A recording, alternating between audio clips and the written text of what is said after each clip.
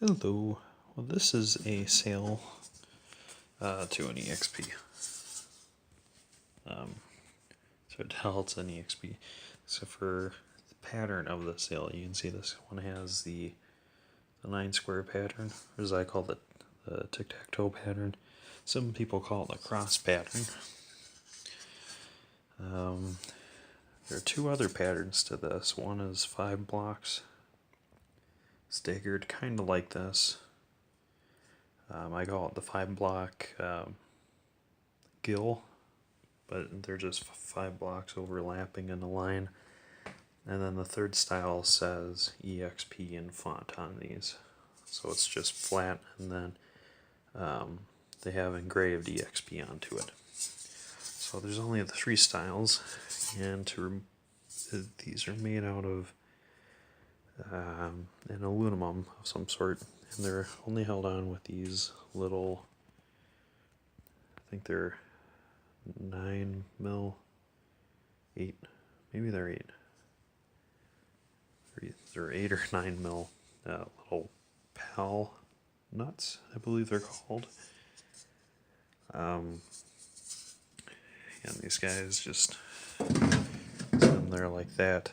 The only way to remove these is to have the interior panels removed. You know, the interior panels that cover up the B and C and be removed completely, so you can access that hole and that hole to get these 2 nuts off. And then keep those nuts safe. They're an odd size for this car. Most of them are bigger, some are smaller. And then once you have them off, the only thing holding this on is going to be a bunch of black goop. It's some sort of sealant, but it's a black bonding agent of some sort that Ford puts on there. And they just cover the whole area in here with that crap. And then sometimes you'll see like cobwebs and stuff underneath this that have meshed with some of the silicone or whatever sealant they use for this. And it's still really sticky. Even this stuff has been exposed to the weather, and because I've had it off for a while now, and it's still pretty sticky, moldy. So I peeled most of it off. When I put it back together, I'm going to be putting some foam strips behind this, so when I go down bumps, this isn't shaking and rattling all over the car. And they put in these 2 foam insulators.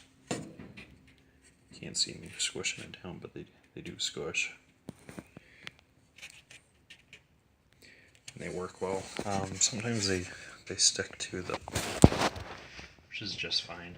As long as you have them, they're very important. Otherwise, you'll be scratching up this area of your car, which means it will rust. And you might also damage this if you're bouncing enough along the vicious.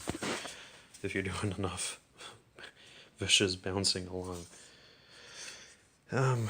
So anyways, all 3 styles are interchangeable. Standing them is a pain because of the how small all the recessed parts are. Sanding them is a big pain. And when you sand the edges, being it's aluminum, it's real easy to sand too far into these guys.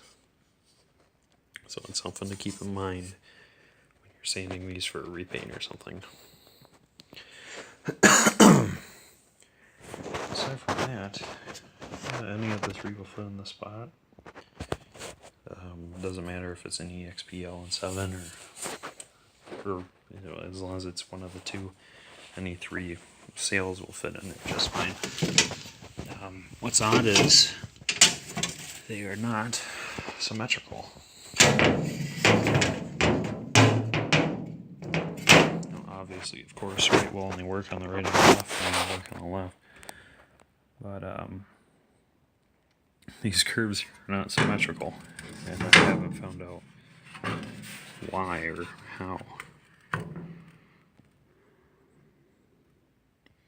right here it lines up pretty good, but you can see this top piece has a little bit more curve here on the last inch than the other one does. The other one's more straight and fluent, but this top one is it's kind of like a hockey stick. But I don't know if they're all like that. I don't know if they're supposed to be like that. I have no idea, so I just leave it at that. But anyways, that's it for your C-pillar rear sails.